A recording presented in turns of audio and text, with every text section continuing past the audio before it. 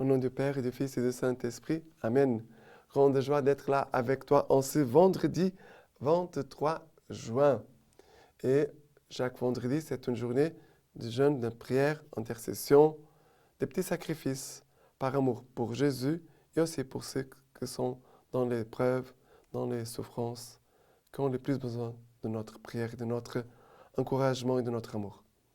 La première lecture d'aujourd'hui, c'est 2 Corinthiens chapitre 11, à partir du verset 18. Puisque tant d'autres se glorifient selon la chair, je vais moi aussi me glorifier. C'est à croire que nous sommes montrés faibles, mais ce dont on se prévaut, c'est en insensé que je parle. Je puis m'en prévaloir, moi aussi. Ils sont hébreux, moi aussi. Ils sont israélites, moi aussi. Ils sont postérité d'Abraham, moi aussi. Ils sont ministres du Christ, je vais dire une folie, moi plus qu'eux. Bien plus par les travaux, bien plus par les emprisonnements, infiniment plus par les coups. Souvent, j'ai été à la mort. 5 fois, j'ai reçu des Juifs les 39 coups de fouet. 3 fois, j'ai été battu des verges. 1 fois lapidé. 3 fois, j'ai fait naufrage. Il m'est arrivé de passer un jour et une nuit dans l'abîme. Voyage sans nombre, danger des rivières, danger des brigands, danger de mes compatriotes, danger des païens, danger de la ville, danger du désert, danger de la mer, danger des faux frères, labeur et fatigue, veille fréquente, faim et soif, jeûne répété, froid et nudité. Et sans parler du reste, mon obsession quotidienne, les soucis de toutes les églises. Qui est faible que je ne sois faible, qui vient à tomber, qu'un feu ne me brûle. S'il faut se glorifier, c'est de mes faiblesses que je me glorifierai.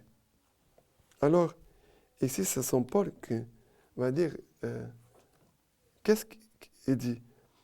Moi, ils sont israélites, moi aussi. Ils sont israélites, moi aussi.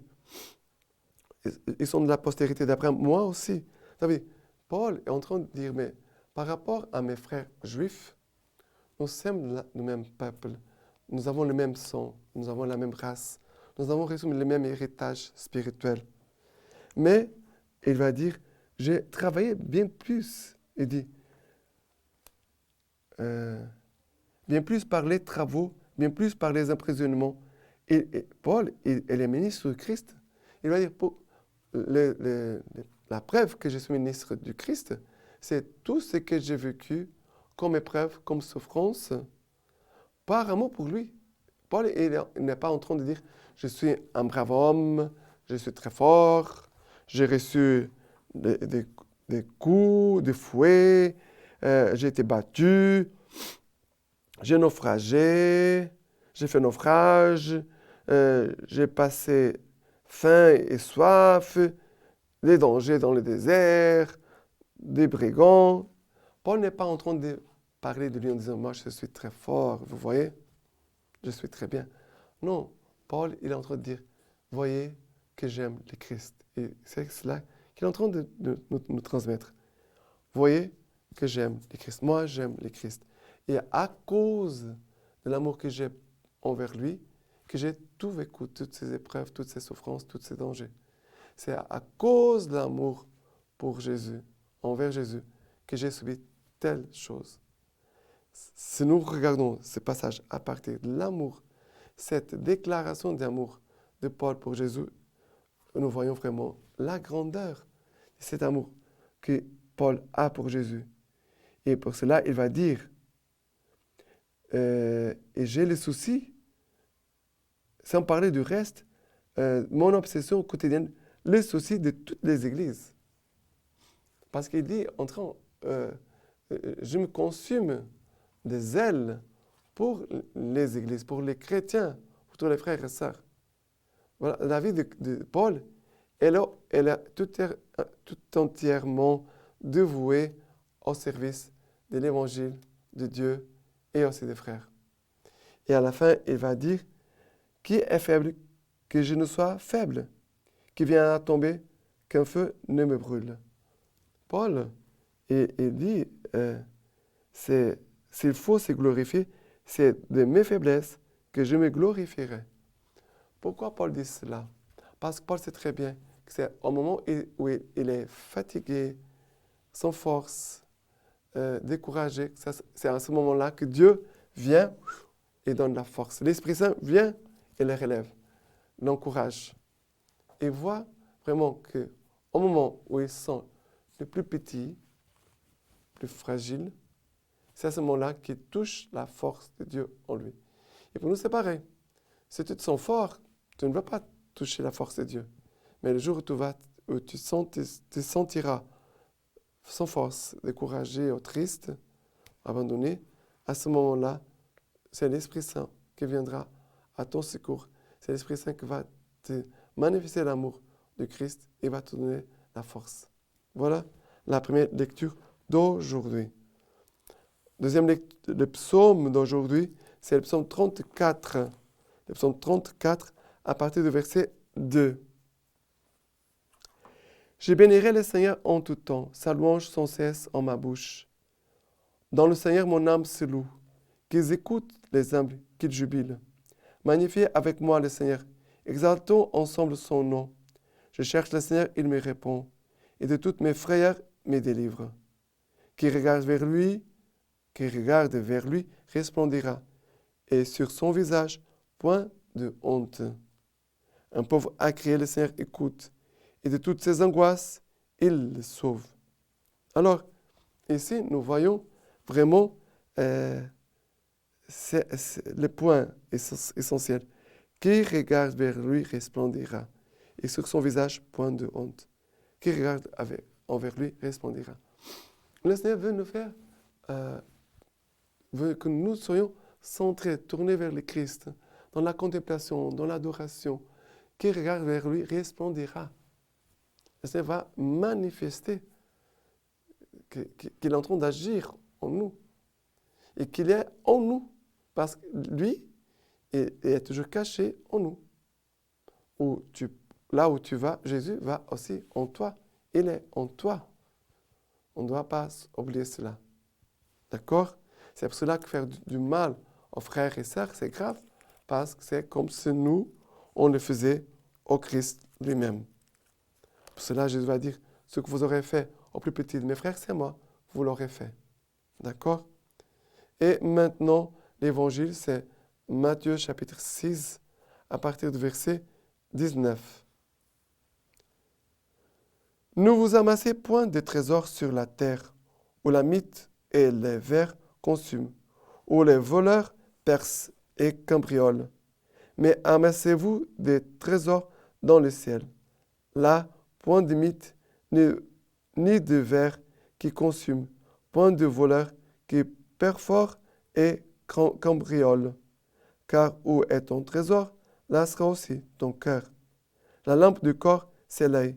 Si donc ton œil est sain, ton corps tout entier sera lumineux. Mais si ton œil est malade, ton corps tout entier sera ténébreux.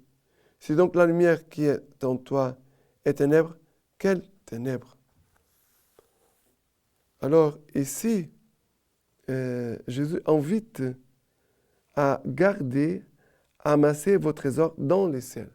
Amasse ton trésor dans les ciels. Mais la plus grande partie des gens, elle veut amasser des trésors sur cette terre. Amasser les richesses sur cette terre. Mais après un jour, tu partiras, tu n'amèneras rien avec toi. On va tout quitter, on va tout laisser ici. C'est très important de se rappeler que notre trésor qu'on va avoir aujourd'hui, demain, au moment de notre mort et pour l'éternité, c'est Jésus-Christ. Toutes les autres choses, on laissera tout. D'accord? Car où est ton trésor, là sera aussi ton cœur. Car notre trésor, c'est Dieu lui-même. Et après, Jésus va dire, si la lampe du corps, c'est l'œil, si donc ton œil est sain, ton corps tout entier sera lumineux. Mais si ton œil est malade, ton corps tout entier sera ténébreux. Ça veut dire que ici, on doit faire attention à notre regard, les yeux. Comment tu regardes les choses? Est-ce que nous avons un regard purifié, simple, sans jugement, sans malice, d'une façon innocente? Est-ce que tu as ce regard ou tu es tout le temps persécuté par des pensées impures, de jugement, de calomnie, de gros mots, de mauvaises paroles? Alors, si c'est ton cas, tu dois aller tout de suite te confesser. D'accord? OK? Pour avoir ton cœur propre et ton cœur habité par Dieu et dans la paix. Alors, ici, ton œil doit être purifié, ton cœur aussi. Il dit, mais si ton œil est malade, ton corps tout entier sera ténébreux. Si donc la lumière qui est en toi est ténèbre, quelle ténèbre? Alors, il dit, c'est la lumière qu'on voit en toi. C'est ténèbre, alors ça veut dire que en toi, les ténèbres seront encore plus profondes. Ça veut dire que la situation sera encore plus grave. D'accord? Vraiment que le Saint puisse venir en nous pour apporter tout ce qui est en nous à sa lumière. Que l'Esprit Saint vienne, qu'il prenne tout ce qui est dedans de nous et qu'il puisse faire sortir pour qu'on puisse les présenter à Dieu, à nos directeurs spirituels, à nos accompagnateurs spirituels, aux prêtres de nos paroisses, à gens qui nous aident vraiment à vivre ce temps de grâce et de communion. Maintenant, la lecture patristique de Saint Cyprien. À l'ordre de prier pour obtenir le pardon de nos péchés, le Seigneur a ajouté une loi qui nous impose un engagement précis. Nous demandons que nos dettes soient remises, selon que nous-mêmes remettons nos débiteurs. Nous devons savoir que nous ne pouvons pas obtenir ce que nous demandons à propos de nos péchés, si nous n'en faisons pas autant pour ceux qui ont péché envers nous.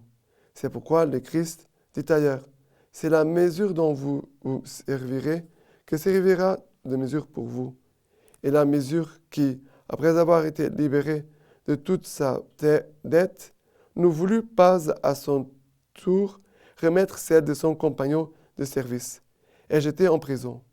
Parce qu'il n'avait pas voulu faire grâce à son compagnon, il a perdu ce dont son maître lui avait fait grâce. C'est là le Christ l'établit pour plus de force encore dans ses préceptes lorsqu'il décrète avec la plus grande sévérité. Quand vous êtes debout en prière, si vous avez quelque chose contre quelqu'un, pardonne, pour que votre Père qui est aux cieux vous pardonne vos fautes.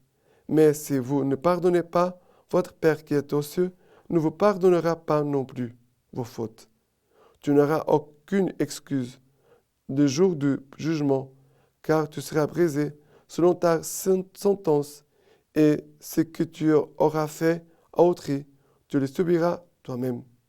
Maintenant, je vous donne la bénédiction par les mains toutes pures de la Vierge Marie. Que Dieu Tout-Puissant vous bénisse et vous garde, le Père, le Fils et le Saint-Esprit. Amen.